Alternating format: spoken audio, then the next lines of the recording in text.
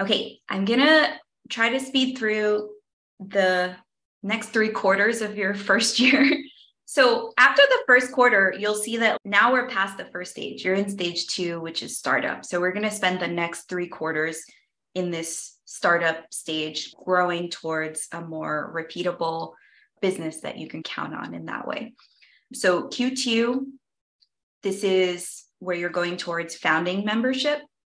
And what's founding membership? People talk about this in lots of different ways. I'll tell you, like within this context, what I mean. This is like your first kind of ongoing community offer. So you decided that, okay, I am going to have a community long-term. I didn't hate it, the beta. Like I loved it. I love those people. There are a lot of things I'm going to change, but I am going to build an ongoing community. And this is a smaller launch. This can be a private launch to those people on your list, or the people who are in the beta. Now it's an opportunity for them to stay on and do something else. It should include some perks. There should be a reason for people who are joining, but they should also have expectations of them. Like they're an early member, and that means that they're co-creating the community with you. They shouldn't feel like entitled to things from you, and you shouldn't feel like you need to like oversell it to them and give too much to them. At this stage, you're still seeing who's interested and just making sure they have what they need and inviting them in. You're not like really pushing the community too much, because these people should like be excited and want to join on their own. So these are still like your early adopters.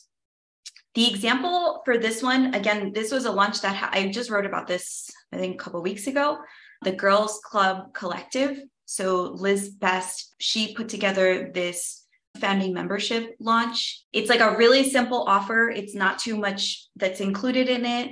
She had an email sequence that she included in the marketing, and she also had some partnerships. She was featured in a couple of pieces, but it was really simple. It wasn't like a ton of work.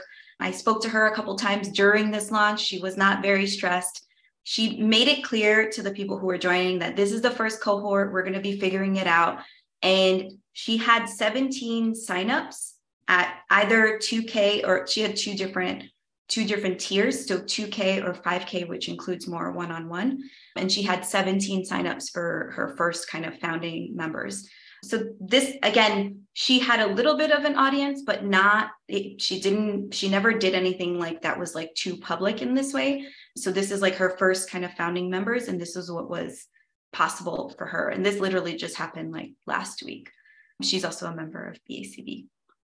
So the 3 kind of steps for this partnership outreach, I talk a lot about partnerships. I'm going to talk about that in the masterclass next week also, how to get in front of other people's audience. In this kind of second quarter, this is a good time to start practicing and start figuring out ways of doing that.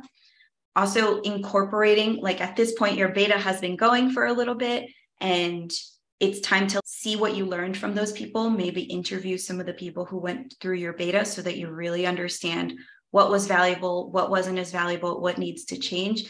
And in this like 5th month, you're really incorporating that into what you're ultimately going to do.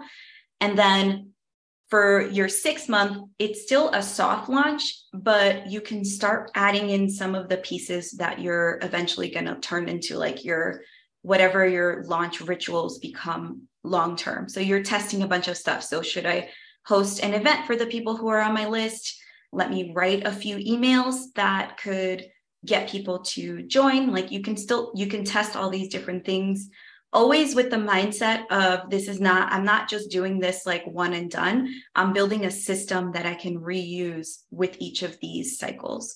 So it's not just about, let me just do it this time and then forget everything and do it all over again. You're building on what you've already done for each of these cycles.